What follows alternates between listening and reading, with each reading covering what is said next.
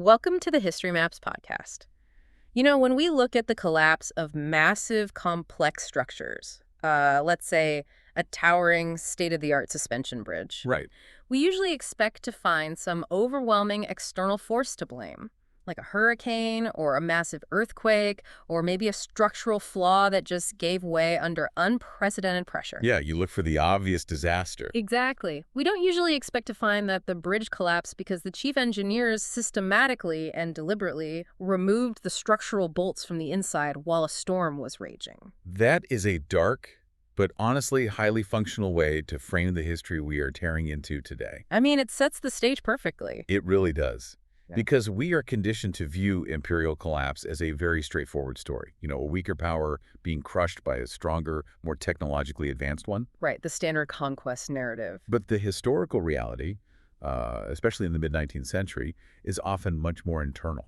It is far more cynical and infinitely more tragic. So we are jumping straight into the Sikh Empire in the first half of the 19th century. Yes. And for those catching up, this was a formidable, highly advanced power in South Asia, built from the ground up by Maharaja Ranjit Singh. A massively powerful state. Yeah, and the mission for this deep dive is to explore the complex, incredibly bloody, and highly consequential Anglo-Sikh Wars, spanning from 1845 to 1849. Right. We are going to look at exactly how internal political collapse, combined with external imperial ambition from the British East India Company, dismantled one of the very last independent states in India. And how the aftermath of this conflict permanently reshaped the military and political landscape of the entire region. But a broader application here for you, the listener, is studying how institutions actually function and how they fail. It is a masterclass in failure. I mean, the Sikh Empire shows how even the most disciplined,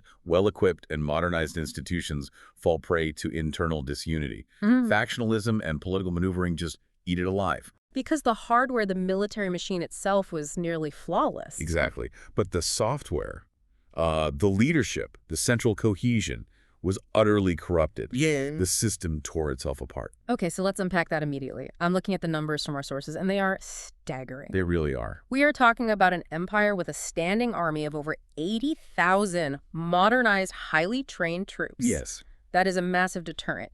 How does a military machine of that scale, which is arguably the most powerful indigenous force in Asia at the time, unravel so completely in just a decade? Well, the unraveling begins with the death of the primary architect, Maharaja Ranjit Singh, known as the Lion of Punjab. Right. He died on June 27th, 1839. And his death created a deadly, almost immediate power vacuum at the center of the state. Because the state relied on him entirely, right? Precisely. Yeah. Ranjit Singh's empire had a massive structural vulnerability. It relied completely on his personal charisma and his singular, almost superhuman ability to balance fiercely competing factions at the Lahore Durbar, the royal court. When you say factions, who are the major players at each other's throats here? You had several heavily armed, politically entrenched interest groups. Most prominent were the Dogra Hindus. Okay. These were powerful Rajput nobles from the Jammu region, and they held highly influential administrative and ministerial roles under Ranjit Singh. So they are running a lot of the data step administration. Yeah. And then you had the Sandhanwalia Sikhs.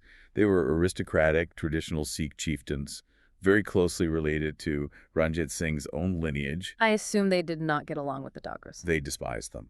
The Sandhanwalias viewed the Dogras as outsiders who were usurping power in a Sikh state. And then, of course, you had the various military commanders who had their own loyalties and regional power bases. It's like taking the keystone out of an arch. You pull Ranjit Singh out, and the gravity of all those competing interests just pulls the whole structure down. The collapse was violent and almost instantaneous. I mean, without Ranjit Singh to mediate, those factions no longer cared about the stability of the state. They just cared about themselves. Exactly. Their own survival, their own wealth, and monopolizing power. The succession crisis that followed his death was rapid, chaotic, and brutal. Who actually takes the throne first? Ranjit Singh's eldest surviving son, Karak Singh, was enthroned, but he proved to be highly ineffective as a leader. The sources mention he was struggling with a chronic opium addiction, right? Which I imagine made him a fairly easy target for manipulation. His addiction certainly impaired him, yes, but his real political failing was his heavy reliance on personal favorites. particularly a man named Chet Singh Santanwalia. Ah, so he elevates one faction immediately. Right. And by elevating Chet Singh, Karak Singh completely alienated the powerful Dogra faction, which was led by his own prime minister, Dhyan Singh Dogra. Which is basically painting a target on your own back in a court this volatile. It was a fatal miscalculation. Karak Singh ruled from Lahore for less than 18 months. By November 1840, he was dead. And contemporary accounts strongly indicate he was systematically poisoned. Yes, they do. The specifics of that poisoning are horrific. The sources point to the administration of mercury and white lead. What does that actually do to a person over time? Because that doesn't sound like a quick slip of arsenic in a wine glass. No, it is a protracted, agonizing method of assassination. Mercury poisoning attacks the central nervous system. Oh, that sounds awful. It is. It causes severe tremors, cognitive decline, memory loss, and extreme muscle weakness. And the white lead. White lead, which is essentially basic lead carbonate, would lead to severe abdominal pain, anemia, kidney failure, and eventually neurological collapse. So they didn't just want him dead. No. The court rivals who orchestrated this wanted him incapacitated first, so they could wrest control of the state apparatus while he withered away in bed. That is a brutal, cold-blooded way to remove a monarch, and obviously it leaves the throne empty again, setting off another scramble. The scramble was already planned out. Karak Singh's son, now Nihal Singh, who was only 17 years old but highly capable and ambitious, was immediately proclaimed Maharaja. Okay, so a teenager steps up. Yes. And he was seen as the great hope to restore order. But the story takes a bizarre and deadly turn on the exact same day as his father's cremation, November 6th, 1840. Right, the collapsing archway. I want to dig into this because it sounds like something out of a thriller. It does. As now Nihal Singh was walking in the funerary procession back from his father's pyre, passing through the Hazari Bag Gate, a heavy masonry archway suddenly collapsed directly on top of him. Just out of nowhere. Right on top of him. He suffered severe skull injuries and died the very next day. I just don't buy that it was a structural accident. I mean, an archway just happens to collapse on the newly capable 17-year-old king the exact day his father is cremated. It is suspicious. That is way too convenient for the factions who wanted control. You're touching on one of the great historical controversies of the Sikh Empire. Officially, the Durbar deemed it a tragic accident. But the rumor mill in Lahore immediately pointed to a conspiracy. Pointed at who? Particularly at Dhyan Singh Dogra, the prime minister. Because Dhyan Singh completely controlled the flow of information after the collapse. He immediately threw a cordon around the injured young king. So no one else could see him. He physically barred even the king's own mother from seeing him until he was already dead. Okay, that makes him look incredibly guilty. If you're hiding the victim from his own family, you are controlling the narrative of his death. The circumstantial evidence is damning. And adding to the suspicion, multiple attendants and soldiers who were involved, or even just present near the archway during the incident, later died under highly unclear circumstances. Dead men tell no tales. Exactly. The resulting power vacuum was exactly what the Dogra faction needed to install a more pliant ruler. So within a matter of days, the empire loses two Maharajas. A father poisoned, a son crushed by falling masonry. Where does the power go then? Because there isn't a clear, undisputed heir standing by. The court fragmented into open warfare. Now Nihal's mother, Chand Kaur, quickly declared herself regent in December 1840. She claimed her daughter-in-law was pregnant, and she was holding the throne for the unborn child. A bold move. Did it work? Not for long. She was ousted by force just a month later, in January 1841. Ranjit Singh's second son, Sher Singh, besieged Lahore and seized the throne. How did he manage that? By essentially bribing the army with promises of higher pay and utilizing the deep backing of the Dogra faction. But Sher Singh's rule from 1841 to 1843 wasn't exactly a stable reign either, was it? Far from it. Sher Singh was completely dominated by his wazir, Dhyan Singh Dogra, and Dhyan Singh's incredibly powerful brothers, Gulab Singh and Sushet Singh. So the Dogras are basically running the show behind the scenes. Right. And the court was deeply violently divided between them and the Santanwalia Sikhs. Meanwhile, fiscal mismanagement was mounting. They were running out of money. The revenues from the provinces were failing to cover the massively inflated salaries Sher Singh had promised the army to win the throne in the first place. And this brings us to a really fascinating turning point. The rise of the Khalsa Army as an autonomous political actor. Yes. The army realizes, wait a minute, we have all the guns. Why are we taking orders from these corrupt politicians who can't even pay us? That is the exact realization that shifts the balance of power. With the Lahore Durbar fractured, the troops, numbering over 50,000 highly trained infantry and artillerymen at this point, began to actively intervene in state politics. They just started making demands. They demanded jagirs, which are lucrative land grants, and direct payments from the treasury. They had already proven they could make or break a monarch when they helped Sher Singh depose Chankar. And the situation at court finally reaches a breaking point in September 1843. Another assassination, but this one is incredibly coordinated. On September 15, 1843, the Sanhanwaliya brothers, Ajit and Leena Singh, executed a massive coup. What did they do? They assassinated Maharaja Sher Singh, his young son Partap Singh, and the powerful Wazir Dian Singh, all in a coordinated, multi-target plot. The sources mention a very specific mechanical detail about Sher Singh's assassination. They used adjusted carbines during a hunting demonstration? Yes, that is a fascinating detail. How do you adjust a 19th century carbine to assassinate someone without them noticing you aiming it at them? Well, a carbine of that era is essentially a shortened musket, usually a percussion cap or flintlock mechanism. The Sanhanwaliyas approached Sher Singh under the guise of demonstrating newly acquired, highly crafted British weapons. Okay, so he thinks it's just a show and tell. Exactly. To adjust the weapon for an assassination without raising immediate alarm, you manipulate the firing mechanism. You could file down the sear, The sear. the part of the trigger mechanism that holds the hammer back. You file it so that it fires on a hair trigger at the moment it's handed over. Or, more likely in a demonstration setting, you load it with a massive double charge of powder and ball. And just point it at him. You point it at the target under the pretense of showing them the sights and fire at point-blank range before they even realize it's loaded. It's an intimate, incredibly violent betrayal. But the Sanhanwaliyas don't get to keep the power they just murdered for, do they? They miscalculated terribly. Yeah. They assumed that by wiping out the royal family and the Dogra leadership, they could just step into the vacuum. But they forgot about the army. They faced immediate, overwhelming reprisals from the Khalsa Army. The army, enraged by the murder of the Maharaja and not having been consulted at all, stormed the fort, killed the Sanhanwali brothers, and effectively took control of Lahore. Wait, so this is basically like if a Fortune 500 CEO dies, the executive board factions start literally assassinating each other in the boardroom. Right. And the highly armed corporate security force decides to unionize, kick in the doors, and take over the entire company themselves. That is a highly accurate parallel. And the way the Khalsa Army organized themselves is one of the most fascinating political developments in South Asian military history. Let's talk about that. They formed military committees known as panchayats. I want to spend some time on this because a 19th century military attempting democratic self-governance is intense. How did a panchayat actually function? Well, the term panchayat traditionally refers to a village council of 5 elders. The Khalsa Army adapted this civic concept directly to the military. How so? Every company, battalion, and regiment elected 5 representatives from their own ranks. And these weren't necessarily the commanding officers. Just regular soldiers. Just ordinary, respected soldiers.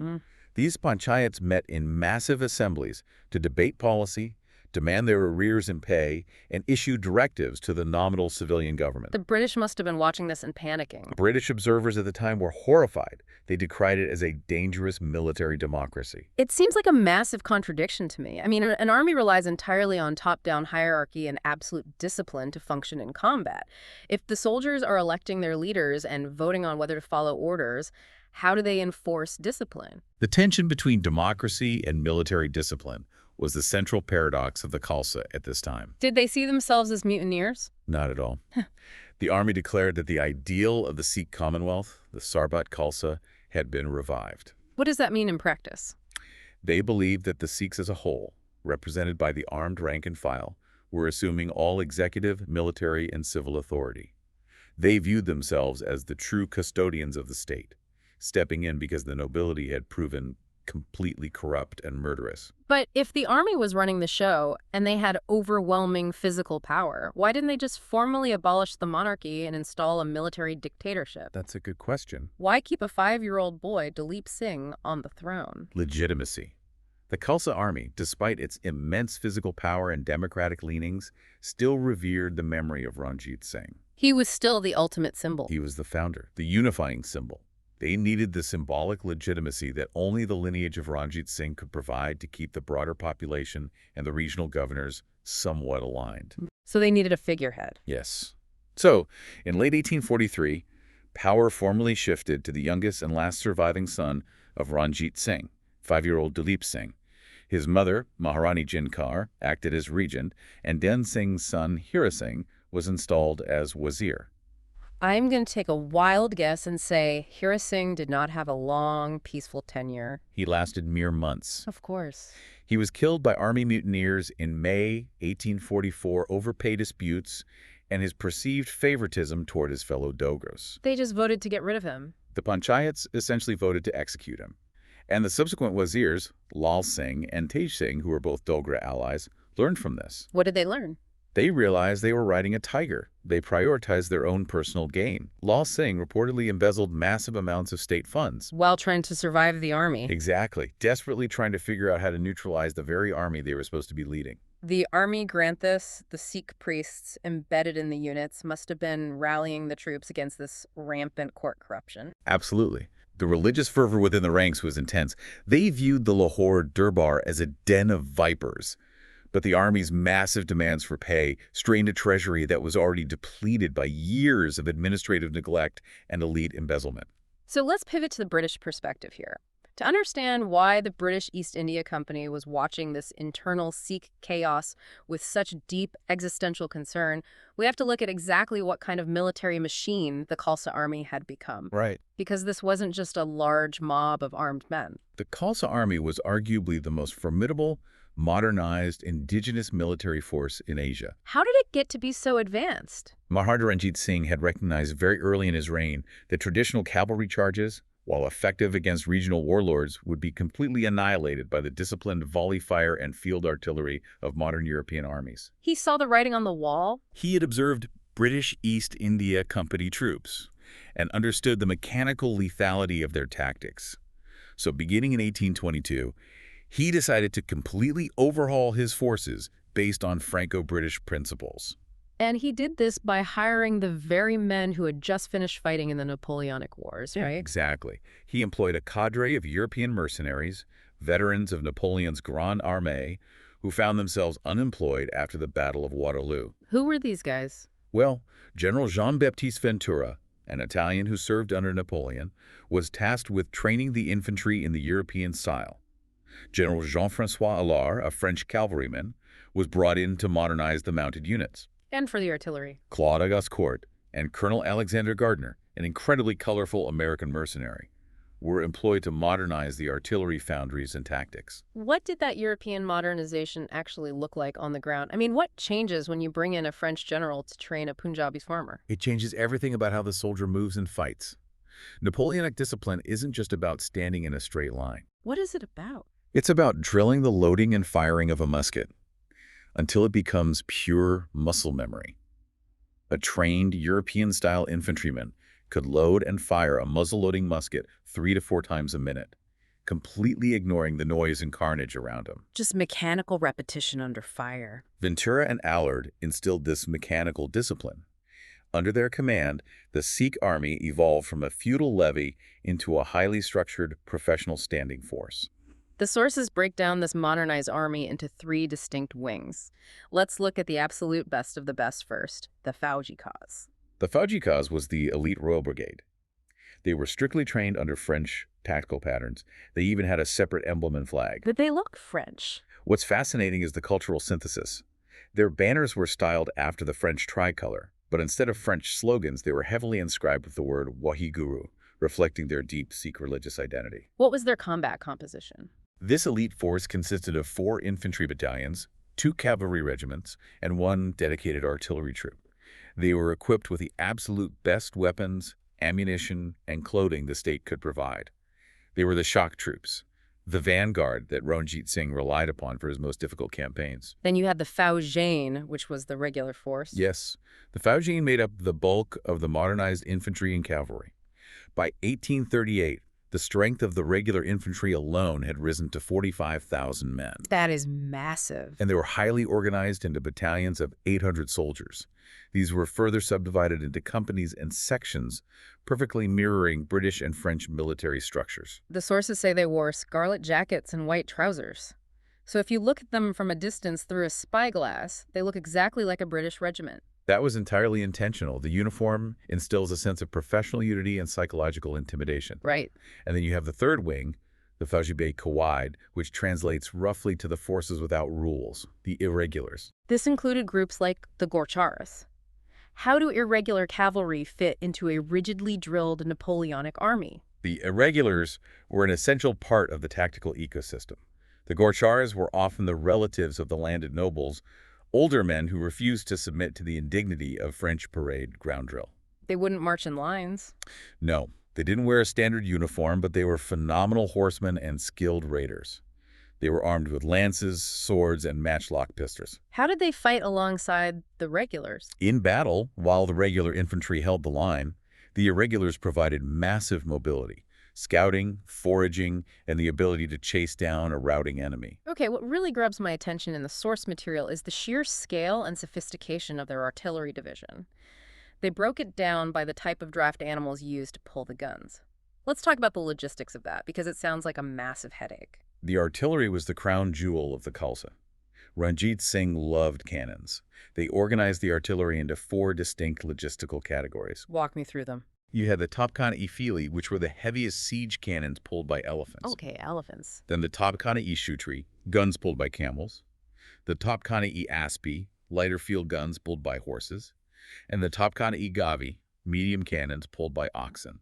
Wait, pause on the elephants. How do you train an elephant, which is a highly intelligent, easily spooked animal, to drag a massive siege gun onto a battlefield filled with explosions and smoke?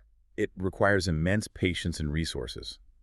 But the elephants were primarily used for strategic transport, moving the massive siege guns across rough terrain where oxen would bog down. Ah, so they aren't right on the firing line. They generally weren't used to pull guns under active close-range fire, because an elephant panicked by artillery fire will trample its own army to escape. That makes sense. They would drag the guns into position before the battle commenced, and then be withdrawn to the rear. But the scale is what matters. By 1845, the Khalsa had 381 heavy guns, plus hundreds of lighter swivel guns. Where were they getting all these guns? They had their own foundries in Lahore, casting brass cannons that rivaled anything the British were producing in Woolwich. That is an industrial level of firepower. And then, standing in complete glaring contrast to this European-style modernization, you have the Nihangs, or the Akalis. The Nihangs were the fiercely religious traditional warriors of the Sikh faith. They looked completely different, right? Very different. They wore distinctive blue robes and massive, towering turbans. They outright rejected European drill, viewing it as a submission to foreign ways. How did they fight? They fought primarily as mounted infantry or shock cavalry, armed with traditional weapons: swords, shields, and chakrams. Explain the chakram, because that is a very unique weapon. A chakram is a circular, sharpened steel throwing ring. Like a metal frisbee, but lethal. Exactly. A skilled Nihang could spin it on his index finger or around his turban and throw it with enough velocity and precision to sever a limb or decapitate an enemy at dozens of paces. That is intense. On the battlefield, the Nihangs provided immense psychological shock value. They were known for their absolute fearlessness, often charging headlong into artillery fire because of their deep religious fervor and belief in martyrdom. It's just wild that Ranjit Singh managed to blend the Nihangs and the French-trained infantry into a cohesive force. And he built this as an entirely voluntary, meritocratic army, right? That is a crucial point of difference between the Sikh Empire and the surrounding states. A promotion to a higher military rank in the Khalsa was based on demonstrated military skill and bravery, not hereditary background or caste. So anyone could move up. You could rise from a foot soldier to a general based purely on competence. Unlike the old Mughal method, where a local lord was just expected to show up with a bunch of untrained peasant levies. Exactly. Ranjit Singh paid the members of the standing army directly from the central treasury. This created a professional force whose primary loyalty was to the state, not to a local feudal lord. That structural shift is massive. He successfully combined the rapid mobility and martial spirit of traditional Sikh cavalry with the disciplined volley fire and heavy industrial artillery of the West. There is a really illuminating narrative vignette in the sources about how Ranjit Singh first got inspiration to modernize his infantry. It goes back decades to 1809, near the Golden Temple in Amritsar. It's a highly revealing incident. Charles Metcalfe, a young British diplomat, was in Amritsar attempting to negotiate a treaty with Ranjit Singh. Okay. Metcalfe had a company of British-trained Muslim sepoys as his personal escort. It was the month of Muharram, and as the escort paraded near the Golden Temple, their chants and religious procession caused a disturbance. I can see where this is going. A detachment of Nihang guards from the temple went to stop them, and the situation rapidly escalated into violence. Metcalfe's disciplined soldiers formed up and fired upon the Nihangs. And the Nihangs didn't just rush them with swords in a disorganized mob. That's the turning point. Instead of a chaotic melee, the Nihangs spontaneously adopted crude line formations. Just on the fly. They realized they needed to match the firepower, so they organized themselves and shot off coordinated musket and matchlock volleys, effectively holding their own against Metcalfe's highly drilled troops. And Ranjit Singh was watching this happen. He observed the entire clash. Seeing his traditional warriors instinctively adopt and succeed with line formations against British-trained troops was an epiphany. It proved it could work. It proved to him that the Punjabi soldier was entirely capable of mastering modern infantry tactics. It wasn't a cultural impossibility, it was just a matter of training. That skirmish fueled his lifelong, relentless drive for modernization. Okay, so let's pull all these threads together. We have this massive, meritocratic, highly trained, heavily armed military machine. Yes. But, as we discussed, the central political leadership in Lahore has totally collapsed. The politicians are terrified of the army, and the army is electing its own leaders. And this is where the internal instability collides fatally with external pressure.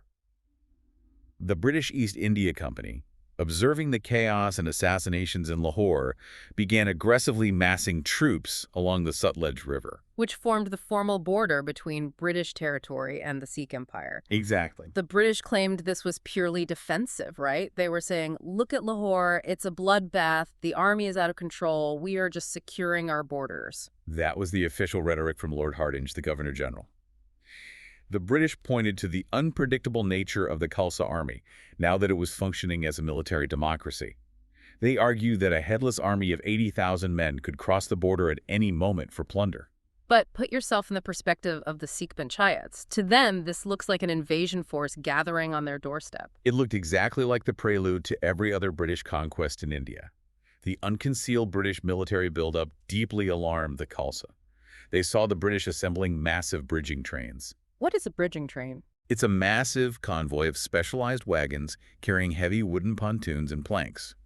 It's essentially a prefabricated bridge designed specifically for rapidly moving an invading army across a major river like the Sutlej. You don't build a bridging train if you are just playing defense. You certainly don't. The Sikhs also saw the British moving heavy siege gun batteries up to the frontier.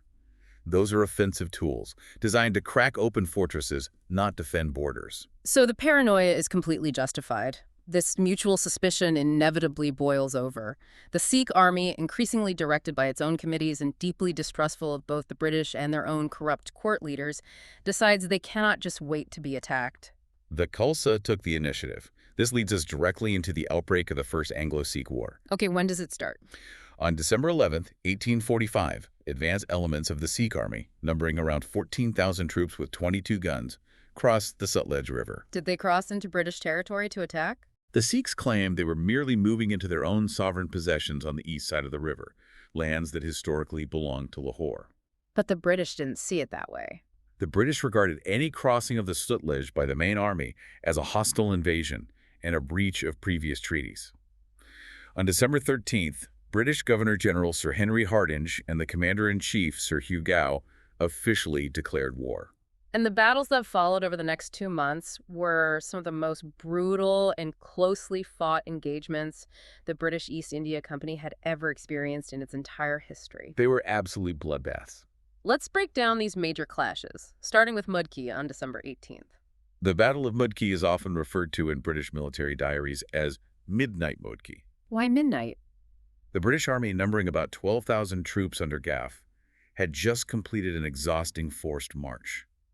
They were setting up camp in the late afternoon when the Sikh forces, commanded by Lal Singh, suddenly advanced on them. The sources emphasize the terrible environmental conditions of this battle. The terrain was flat, but covered in thick, thorny scrub jungle. Because it was late in the day, the fighting extended into the dusk and early night. The massive movement of men and horses kicked up choking clouds of dust. You can't see anything. Between the dust, the encroaching darkness, and the thick, acrid smoke from the black powder weapons, visibility was reduced to virtually zero. A completely chaotic environment. How did the Sikh artillery perform? Devastatingly accurate. The Sikh troops held a prepared defensive line in the jungle. As the British advanced blindly, they faced a wall of fire. What was Gough's strategy? Sir Hugh Gough was a general who believed heavily in the bayonet charge. He sent his infantry straight into the Sikh guns. Just a frontal assault. Yes. And the British cavalry, particularly the 3rd Light Dragoons, had to execute incredibly dangerous blind charges through the scrub to try and silence the Sikh batteries and turn their flank. The casualties were massive for such a short engagement. The fighting devolved into brutal, disorganized, hand-to-hand combat in the dark. The British suffered very heavy casualties, losing over 800 men in a few hours, including highly experienced senior brigade commanders like Major General Sir Robert Sale and Major General Sir John McCaskill. But the Khalsa didn't win. Lal Singh retreats. Why? Under the cover of darkness, Lal Singh ordered a sudden withdrawal, abandoning 17 guns on the field.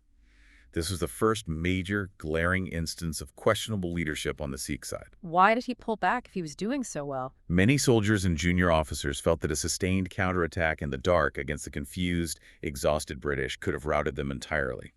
But Lal Singh pulled them back. Then, just 3 days later, on December 21st, we get the Battle of Firozeshah, and the sources indicate this was the moment the British Empire in India nearly cracked. Firozeshah was an absolute nightmare for the British High Command. The Sikh forces, commanded again by Lal Singh and joined by Tej Singh, the commander-in-chief, had heavily entrenched themselves in a horseshoe formation around the village of Firozeshah. And Gough attacks again. Gough, repeating his tactics, launched late-afternoon frontal assaults against these heavily prepared positions. Let's spend a minute on the mechanics of a frontal assault against an entrenched position in 1845. What are the British infantry actually facing as they walk toward these trenches? They are walking into a meat grinder. At extreme range, the Sikh heavy guns are firing solid iron round shot, which bounces through the ranks, taking off legs and smashing through lines of men. It just plows through them. Yes. As the British get closer, the Sikh artillery switches to grape shot and canister shot, which is like a giant shotgun. essentially turning their cannons into giant shotguns that spray hundreds of iron balls into the advancing infantry. If the British survive that and get within 100 yards, the Sikh infantry rises from the trenches and unleashes disciplined rolling volleys of musket fire. He's suicidal. It nearly was. Mm. The British infantry took horrendous casualties attempting to breach the Sikh earthworks. Some regiments broke through, but they were isolated and fought desperate hand-to-hand battles inside the Sikh camp. And then night falls. Night fell with the battle unresolved. The British forces were completely fragmented, mixed up in the dark, exhausted, freezing, and desperately low on ammunition. The Sikh artillery, which had not been fully silenced, continued firing into the British positions all night. The sources mention that Governor General Hardinge, who was physically present on the battlefield, thought it was over. Hardinge, a seasoned veteran of the Napoleonic Wars, actually expected total defeat the next morning. Really? He sent orders to burn his date papers at the nearby fort of Mudkee so they wouldn't fall into Sikh hands. He handed his personal sword, a gift from the Duke of Wellington, to his aide, instructing him to take it to safety. They were preparing to lose everything. The British command was bracing for annihilation. I am stuck on this. If the British are scattered, out of ammo, and expecting to be massacred, what saved them? The unprecedented treachery of the Sikh commanding generals. The next morning, as the British desperately reorganized their thinning lines for one last suicidal push, Lal Singh inexplicably retreated from his formidable entrenchments. Wait, Lal Singh abandons the field just as he's winning. It gets worse. Just as Lal Singh leaves, Tej Singh, the commander-in-chief, finally arrives on the battlefield with an entirely fresh army of 30,000 men. 30,000 first troops. And an immense superiority in artillery. He faces a battered, exhausted, out-of-ammunition British force that could not have withstood a fresh assault. So he wipes them out? No. Tej Singh orders a brief artillery skirmish and then orders his entire fresh army to withdraw from the field. Tej Singh has the British army trapped. He has 30,000 fresh troops, and he just turns around and walks away. I need to understand the logic here because from a military standpoint, it is complete insanity. To understand why Lal Singh and Tej Singh betrayed their own troops so grotesquely, we have to look back at the politics of the Lahore Durbar. Okay, the Dogra faction. Right. Both men were heavily aligned with the Dogra faction. They were highly corrupt, and they were utterly terrified of the Khalsa Army's political power. They feared the very soldiers they commanded, far more than they feared the British East India Company. So they were doing a political calculus. Exactly. Their calculation was entirely cynical. If the Khalsa Army won the war and destroyed the British, the military panchayats would return to Lahore as conquering heroes. And they would take over completely. They would completely dominate the state, dictate all terms, and almost certainly execute leaders like Lal Singh and Tej Singh for their previous corruption. But if they lose to the British, If the Khalsa Army was bled dry and defeated by the British would need pliant, cooperative local nobles to manage the resulting protectorate. they were deliberately sabotaging their own army to secure their own political futures as puppet rulers under British dominion. That is staggering. The sources are quite clear on this. These generals were actively supplying intelligence to British political officers like Captain Peter Nicholson before and during the war. They were spies for the enemy. They deliberately orchestrated the destruction of the Khalsa's military capacity. They sent their troops into battle without proper supplies, held back reinforcements, and abandoned the field at the decisive moment of victory. But here's the paradox. If the Sikh commanders were feeding the British information and actively, openly sabotaging their own troops, why did the British still suffer such massive, staggering casualties at places like Mudki and Firoz Shah? That is the tragic core of the First Anglo-Sikh War. The immense British casualties are a testament to the sheer tenacity, mechanical discipline, and raw skill of the average Sikh soldier and artilleryman. The rank and file were just that good. Even without effective higher command, even when their generals intentionally starved them of ammunition and abandoned them, the regimental officers and the rank-and-file soldiers fought with astonishing brilliance. They fought an entire empire basically on their own. Their artillery consistently outgunned and outfired the British. Their infantry squares repelled British cavalry charges that would have shattered lesser armies. The troops just refused to quit. The Sikh soldier fought with a stubbornness, a refusal to break, that British observers noted was entirely unequaled in their century of warfare in India. General Guh himself wrote that the Sikh artillerymen died at their guns rather than retreat. The soldiers on the ground are fighting a war of national survival, while the men at the top are selling them out for a pension. Yes. This pattern of brilliant fighting and terrible command continues at the Battle of Aliwal on January 28, 1846. Aliwal was a slightly different tactical scenario. Here, a Sikh force under Ranjit Singh Majithia had crossed the Sutlej and deeply entrenched near the river. Who did the British send? British forces under General Sir Harry Smith advanced against them. Smith, unlike Gough, was a highly tactical commander. He carefully reconnoitered the Sikh lines and found a weak point. He executed what military historians consider a flawless model victory. How did Smith break the Sikh lines? He combined concentrated artillery suppression with perfectly timed cavalry charges, particularly by the 16th Lancers. Let's explore that mechanic. How does cavalry break a trained infantry square? Because earlier we established that a disciplined square is basically a porcupine of bayonets that horses refuse to charge into. You're right. A horse will generally not impale itself on a solid wall of bayonets. To break a square, you need a disruption. So how did they do it at Aliwal? At Aliwal, the British artillery pounded the Sikh squares first, creating small gaps as men fell. The 16th Lancers then charged at maximum speed. Straight at the gaps. They didn't hit the flat sides of the square. They aimed for the corners, which are the weakest structural points.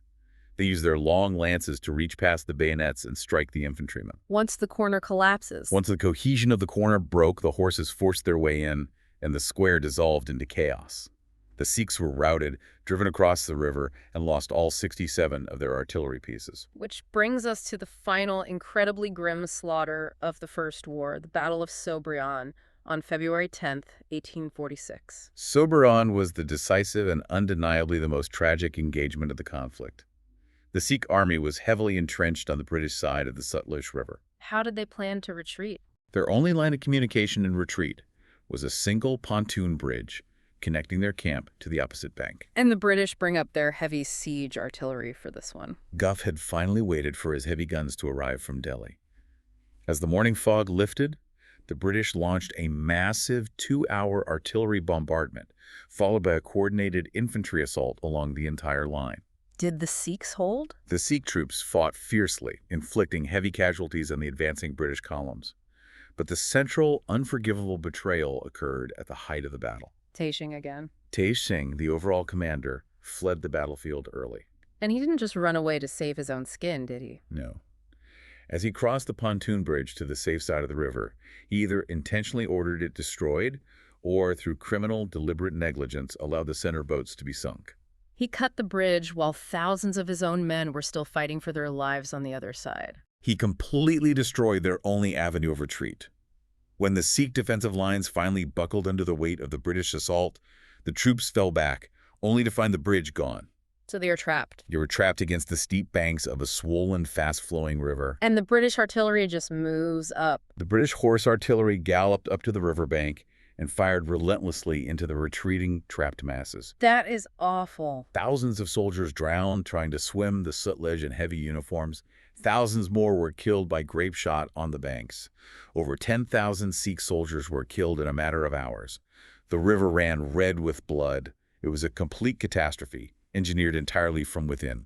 The Khalsa is broken, defeated not by superior tactics, but by the treason of their own leaders. The war is over. The British Army marches unopposed into Lahore. Yes. And the peace terms they dictate are engineered to ensure the Sikh Empire can never pose a threat again. Let's look at the Treaty of Lahore, signed on March 9th, 1846. The settlement fundamentally dismantled the independence and territorial integrity of the Sikh state. The terms were draconian and deeply punitive. What did they take? First, territorially, the Sikhs were forced to cede the Jalandhar Doab in perpetuity. Explain the geography there. What is the Jalandhar Doab, and why does losing it hurt so much? A Doab is the tract of land lying between two converging rivers. The Jalandhar Doab sits right between the Beas and Sutlej rivers. It was one of the most incredibly fertile, agriculturally rich, and highly populated regions of the entire empire. So it's a massive economic hit. Ceding it provided the British with immense agricultural tax revenue and gave them a much stronger, forward defensive frontier. It physically shrank the Sikh state. And then there's the financial punishment. The British demanded a massive indemnity. They demanded 1.5 crore rupees. In the currency of the time, that is 15 million rupees, claimed as reparations for the cost of the British war effort. How much is that relative to their economy? To put the economic weight of that into perspective, that sum was equal to roughly half of the entire Sikh Empire's annual gross revenue. It was an unpayable debt designed to bankrupt the state. And what about the army? Furthermore, the mighty Khalsa Army was systematically gutted. They were legally limited to just 20,000 infantry and 12,000 cavalry, and they were forced to surrender 36 field guns to the British. But the Lahore Durbar literally did not have 15 million rupees in the treasury, did they? They did not. The treasury had been drained by years of instability. And this shortfall led to a highly controversial secondary agreement just days later, the Treaty of Amritsar, signed on March 16th. What happened there? Because the Durbar was short by 10 million rupees, the British essentially carved up the empire. They detached the vast mountainous regions of Jammu and Kashmir from the Sikh state. And they basically put it up for sale. They sold Kashmir to Gulab Singh for a payment of 7.5 million rupees. Gulab Singh, the brother of the assassinated Wazir Dian Singh, the Dogra noble who conveniently sat out the war. The very same. Gulab Singh had remained conspicuously neutral during the conflict, hoarding his own troops and wealth in Jammu, and he had aided British diplomatic efforts behind the scenes. So he gets rewarded. For his cooperation, he was allowed to buy a massive kingdom. He was granted the title Maharaja of Jammu and Kashmir, establishing a brand new princely state under British suzerainty. Which must have infuriated the Sikhs. It was a severe blow to the territorial integrity and pride of the Sikh state, rewarding a man they viewed as a traitor. But the political humiliation doesn't stop there. Even with a reduced army and a smaller territory, the Durbar continues to suffer from internal instability. And by the end of the year, the British tightened the noose even further with the Treaty of Verawal in December 1846. The Treaty of Verawal is the moment the Sikh Empire officially became a British protectorate in all but name. The treaty stipulated that a British resident, Henry Lawrence, was granted full, unmitigated veto power over a newly established Sikh Council of Regency. So Lawrence is in charge. The resident had authority to direct and control all matters in every department of the state. He was the de facto ruler of Punjab. What happened to Maharani Jin Kaur? She was the regent for the boy king Dulip Singh. Did they just fire her? She was politically neutralized. She was stripped of her regent powers, awarded an annual pension of 150,000 rupees, and eventually exiled from the capital entirely to prevent her from rallying opposition. And what about military control in Lahore? The treaty mandated that a permanent British garrison of up to 10,000 troops be installed in Lahore and other key forts, to be paid for, insultingly, by the Sikh treasury. So if we look at the reality on the ground between 1846 and 1848, it's an incredibly brittle, illusory peace. Very brittle. The empire has been dismembered, and you have tens of thousands of highly trained Khalsa soldiers who have just been fired and sent home to their villages. It was an incredibly volatile, combustible situation. The disbandment of the army left a massive segment of the male population unemployed, unpaid, and seething with deep resentment. Because these were veterans. These were veteran soldiers who had conquered vast territories under Ranjit Singh, men who viewed themselves as the sacred defenders of the Khalsa. Now, their empire was governed by British administrators, like Henry Lawrence and his cadre of young assistants who were aggressively reforming land taxes and traditional laws. The sources mention a very specific psychological blow. Some of these veteran Khalsa soldiers, who used to be the elite of the elite, were reduced to acting as debt collectors for the British administrators. That must have been utterly humiliating. It was a profound cultural and psychological degradation. Their martial traditions were demeaned. The economic strain from the indemnity payments, combined with the highly visible, arrogant presence of foreign troops enforcing British policy in their holy cities, created a climate of widespread anger. The local nobles must have hated it too. The Sikh Sardars, the landed nobles, viewed the Residency's aggressive administrative changes as direct encroachments on their traditional sovereignty and wealth. You simply cannot put a heavily armed, deeply proud society into administrative receivership without sparking a severe backlash. The breaking point arrives in a dusty, sun-baked southern province called Multan. Let's talk about the spark that ignited the Second Anglo-Sikh War in 1848. The catalyst occurred in April 1848. The acting British resident in Lahore at the time, Frederick Currie, had been aggressively pressuring Diwan Mulraj, the local governor of Multan. Pressuring him to do what? To surrender his traditional fiscal oversight, pay higher taxes, and accept what amounted to a massive demotion in status. In response to this heavy-handed British interference, Mulraj resigned in protest. The British sent 2 officers to replace him. And that transition of power turns violent immediately. Yes. 2 young British officers, Patrick Van Zagnew of the Civil Service and Lieutenant William Anderson, arrived in Multan to take charge from Mulraj. On April 19th, as they were inspecting the fort, they were attacked by Mulraj's troops. Just spontaneously. They were severely wounded, besieged in a mosque outside the city, and murdered the next day. This localized act of defiance, the killing of 2 British officials, rapidly escalated. The East India Company in Lahore demanded that the Sikh Durbar immediately suppress the rebellion. Wait, so the British resident orders the Sikh court to send their own troops to put down a Sikh governor who rebelled against the British. That was the official plan. The Durbar dispatched troops under capable Sikh commanders, notably Sher Singh Atariwala, to march on Multan and crush Mulraj. But I'm guessing that didn't go according to plan. However, the resentment among the rank-and-file Khalsa troops was so deep, and the desire to throw off the British yoke was so strong that when they arrived at Multan, the plan disintegrated. They mutinied. Completely. Instead of fighting Mulraj, they fraternized with his troops. On September 14, 1848, Sher Singh Atariwala, after weeks of hesitation, finally bowed to the overwhelming pressure of his own soldiers. He switches sides. He formally defected, struck his tents, and joined the rebellion. What had started in April as a localized grievance over taxes and protocol transformed instantly into a full-scale national Sikh revolt against British dominance. Sher Singh Atariwala then takes command of the mobilized Sikh resistance. He did. Recognizing that Multan was too isolated, he moved his growing forces north, integrating thousands of demobilized Khalsa veterans and irregulars who flocked to his banner. He deeply entrenched his army along the Chenab River, essentially blocking any British advance into the Punjab heartlands. This presents a fascinating strategic and political response from the British side.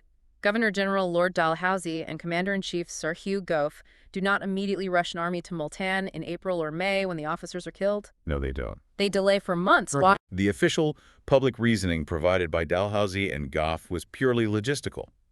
They argued that the British forces in India were not adequately equipped with transport, medical supplies, or provisions for a major siege campaign. Plus the weather. Right, particularly with the extreme, lethal heat of the Indian summer approaching, followed by the monsoon rains which would turn the roads to mud. They decided to wait until November, when the weather was cooler, to launch a full-scale military operation.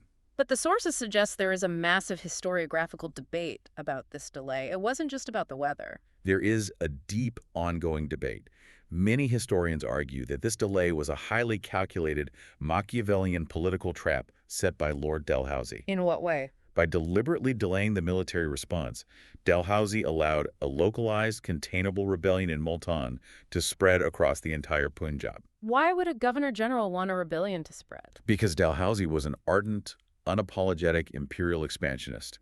If he crushed a small rebellion in Multan, he just maintained the status quo of the treaties. But if it's a big rebellion... But if he allowed the entire Khalsa Army to rise up in a national revolt, it would provide the British with a perfect, undeniable legal pretext to tear up the treaties of Lahore and Barawal entirely and annex the entire Sikh Empire into the British domain. He wanted an excuse to take it all. She wrote in private communications months before the war fully escalated that he saw annexation as the only final solution to the Punjab problem. He wanted them to rebel so he could crush them permanently.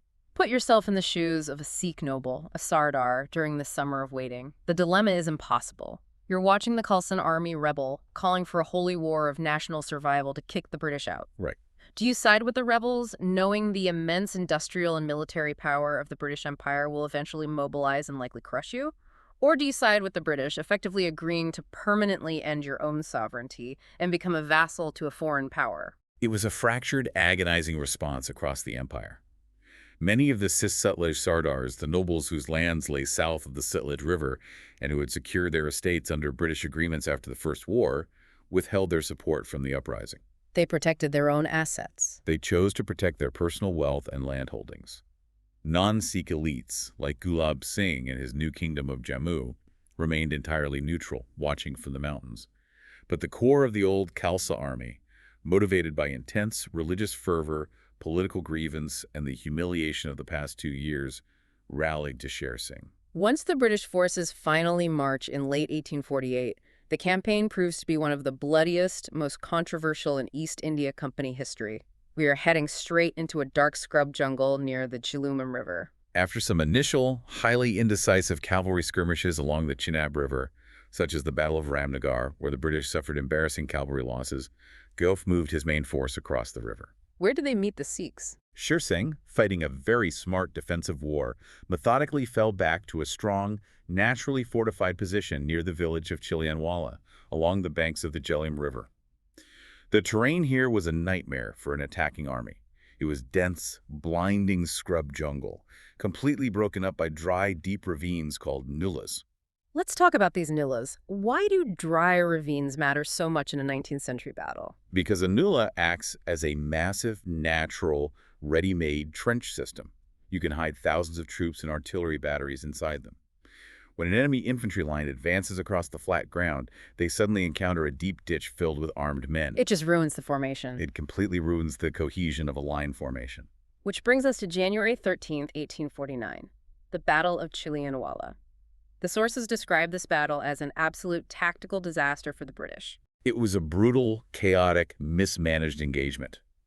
General Gough commanded roughly 13,000 troops with 60 guns.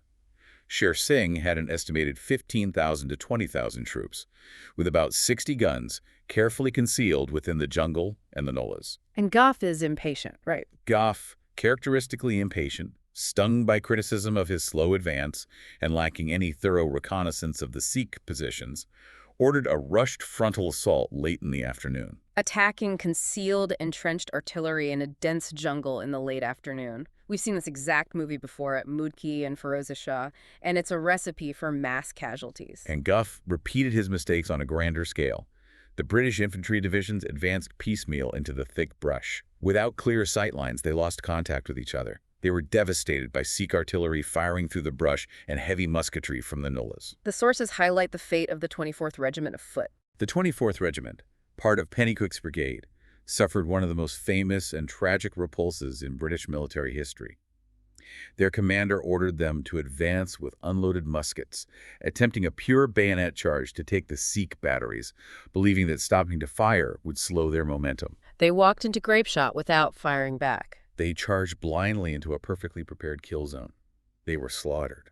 The 24th alone lost 518 men in a matter of minutes, including their commander. And most devastatingly for the morale of the army, they lost their regimental colors to the Sikhs. Explain the significance of the colors. Why is losing a flag such a massive deal? To a 19th century British regiment, the colors, the heavily embroidered silk flags, are the literal soul of the unit. They bear the battle honors. They are consecrated by priests. Losing them to the enemy is considered the ultimate military humiliation. It signifies that the center of the regiment was entirely broken and overrun. And the British cavalry didn't fare much better in the jungle, did they? No, there was sheer panic on the British right flank. Brigadier Pope's cavalry brigade, confused by orders and dense terrain, retreated chaotically. They rode straight back through their own artillery batteries, abandoning guns and causing massive confusion. And the Sikhs pushed back. The Sikh cavalry launched fierce, exploiting counterattacks. By the time the fighting finally ceased at dusk, the British had suffered 2,427 casualties. Sikh losses were also massive, estimated at around 4,000, but they had held their ground and captured British guns and flags. So, tactically, it's basically a bloody draw, but strategically, it's a huge psychological win for the Sikhs. What was the reaction back in Britain when the news of Chillianwala arrived? Because it took months for letters to reach London. The reaction in London was absolute shock, followed by intense public outrage. The staggering casualty count, the stories of panic, and particularly the loss of multiple regimental colors, led to fierce, highly public criticism of Gough's command style in the press and in Parliament. Did they fire him? The British government immediately ordered his recall, dispatching General Charles James Napier to India to replace him. But travel in 1849 takes time. Before Napier can arrive to take his command, Gough has one last chance to redeem his reputation. And he completely changes his tactics at the Battle of Gujarat on February 21st, 1849. The Battle of Gujarat is a watershed moment where the evolution of military tactics becomes starkly, brutally clear. Gough had finally learned the bloody lesson from the disaster of his frontal assault at Chillianwala. What changed? At Gujarat, he faced a combined Sikh and allied Afghan army of perhaps 40,000 men. But Gough now had a massive, overwhelming logistical advantage. He had brought up a massive artillery train of nearly 100 guns, including immense heavy siege pieces that had just finished reducing the fort at Multan, which had finally fallen in January. So instead of sending the infantry in first with bayonets, he decides to let the machines do the work. Exactly. Gujarat is often called the Battle of Guns. Gough initiated the battle with a devastating, unprecedented 3-hour artillery bombardment. 3 hours. The Sikh artillery, which had been their greatest strength and the terror of the British infantry throughout both wars, was systematically pulverized and silenced by the heavier, more numerous, and faster-firing British guns. He just pounded them from a distance where their muskets couldn't reach. He essentially engineered a mechanical slaughter. Only after the Sikh batteries were completely shattered and the defensive lines physically blown apart did Gough order the British infantry and cavalry to advance. And the result was total collapse. It was a decisive, overwhelming, and final victory. The Sikh line broke completely, and the army was routed and pursued relentlessly by British cavalry for miles. What were the casualties like this time? The British suffered only around 700 casualties, a fraction of Chillianwala, while Sikh losses were incredibly heavy, and 53 of the remaining guns were captured. Chillianwala had exposed the lethal folly of Napoleonic infantry charges against entrenched modern artillery. Gujarat demonstrated the overwhelming, impersonal, mechanical future of warfare, industrial artillery dominance. The guns fall silent. The remnants of the once mighty Khalsa Army surrender at Rawalpindi in March 1849. The soldiers weep as they stack their weapons.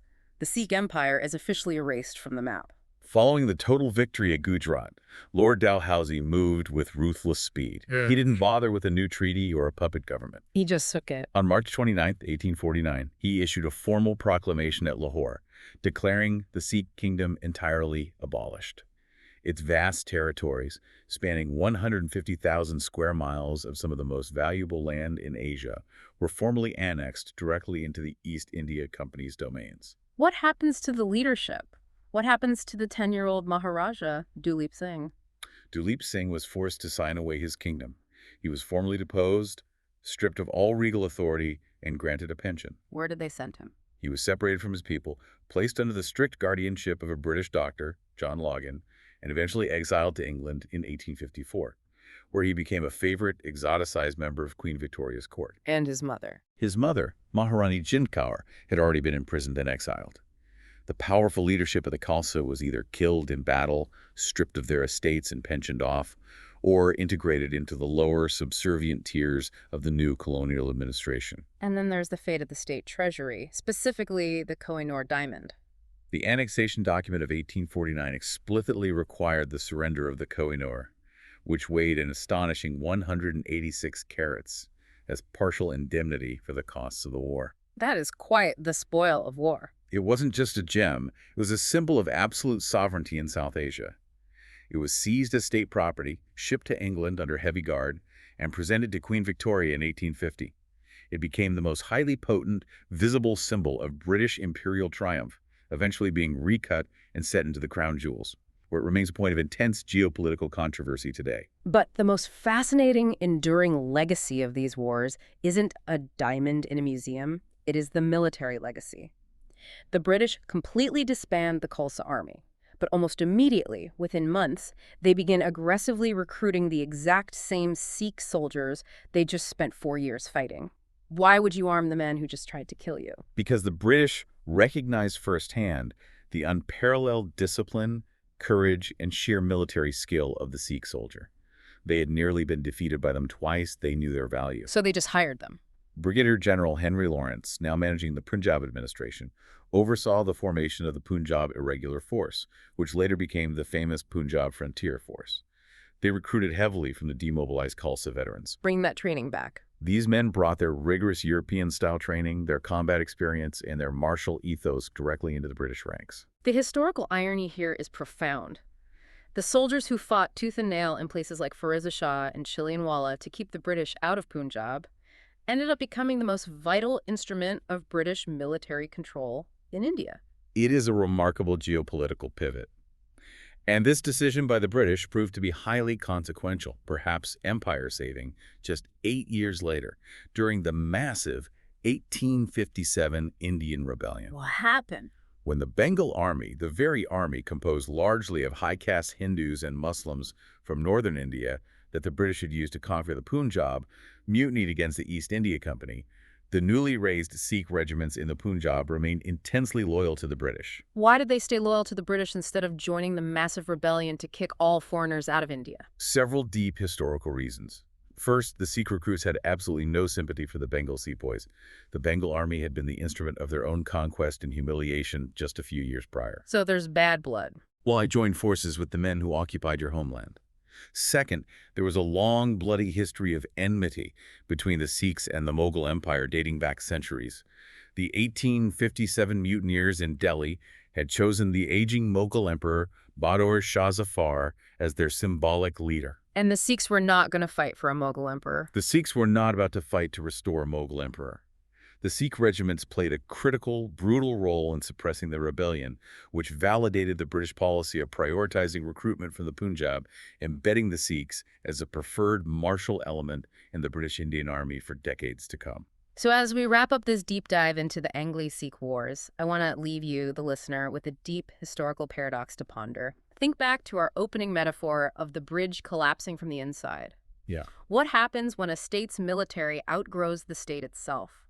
The Khalsa Army was built with immense skill, vision, and resources to protect the Sikh Empire.